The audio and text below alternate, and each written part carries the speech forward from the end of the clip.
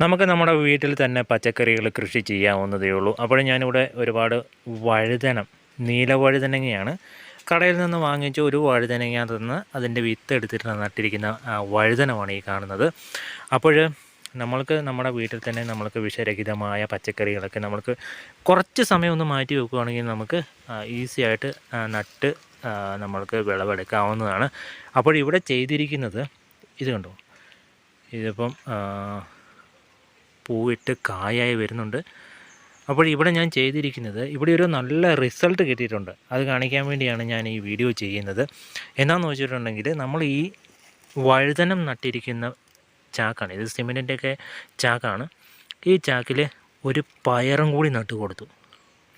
അപ്പോൾ പയറെന്ന് പറയുന്നത് അതിൻ്റെ വേരുകളിലോട്ട് മാക്സിമം നൈട്രജൻ അത് അബ്സോർവ് ചെയ്ത് വെക്കുക എന്നുള്ളതാണ്.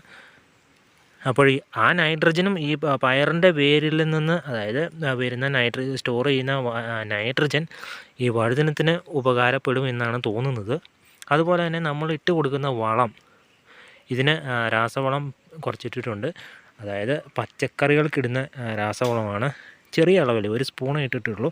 അപ്പോൾ അത് മൊത്തമായിട്ടൊന്നും ഒരു ചെടി വലിച്ചെടുക്കത്തില്ല. അപ്പോൾ അതിൻ്റെ ഒരംശം ഈ പയറും കൂടി എടുത്തിട്ടുണ്ട്. അതേപോലെ തന്നെ നോക്കി, ഇത് നല്ല ഇതിപ്പം ഏകദേശം 1 മാസം ആകാറായി നട്ടിട്ട്, കുരു നട്ടിട്ട്. ഇപ്പോൾ ഒരു നല്ല വളർച്ചയിലാണ് നിൽക്കുന്നത്. പിന്നെ ഒരു ചാക്കിൽ ഒരു വഴുതനവും ഒരു പയറും മാത്രം നട്ടാൽ മതി. 2 വഴുതനം, ഇത് കൂടിപ്പോയി, 2 വഴുതനമാണെങ്കിൽ ഒരു വഴുതനം അത്ര വളർച്ച വരത്തില്ല, 2എണ്ണത്തിന് നിൽക്കാനുള്ള സ്ഥലമില്ല.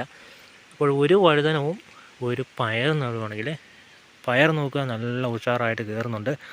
മുകളിൽ ജസ്റ്റ് കയറ് കെട്ടി കൊടുത്തിട്ടുണ്ട് അത് കയറി പോകാൻ വേണ്ടി. ഈ രീതി ഒന്ന് പരീക്ഷിച്ച് നോക്കുക. ഒരു വഴുതനത്തിൻ്റെ തൈയും അതേപോലെ തന്നെ ഒരു പയറും, പച്ചപ്പയറാണെങ്കിൽ ഏതാണെങ്കിലും ഒരു പയറും നട്ട് കൊടുക്കുകയാണെങ്കിൽ നമുക്ക് നല്ല ഒരു റിസൾട്ട് കിട്ടുന്നുണ്ട്. ഇതിപ്പം പെട്ടെന്ന് തന്നെ, ഞാൻ സാധാരണ നട്ടിട്ട് വരുന്നതിനേക്കാളും പെട്ടെന്ന് തന്നെ പൂവ് ഇട്ടു. അതേപോലെ തന്നെ വഴുതനത്തിൻ്റെ ഒരു സൈസ് കണ്ടല്ലോ, നല്ല തഴച്ചാണ് വളരുന്നത്. അപ്പോൾ ഇതുണ്ട്, ഇവിടെ നിറച്ച് പൂവിടാനുള്ള സെറ്റപ്പൊക്കെ ആയി വരുന്നുണ്ട്. 1, 2, 3 പൂക്കളൊക്കെ ആയി വരുന്നുണ്ട്. അപ്പോൾ ഈ രീതി എല്ലാവരും ഒന്ന് ട്രൈ ചെയ്ത് നോക്കുക. ഒരു വഴുതനവും നടുക, ഒരു പയറും നടുക.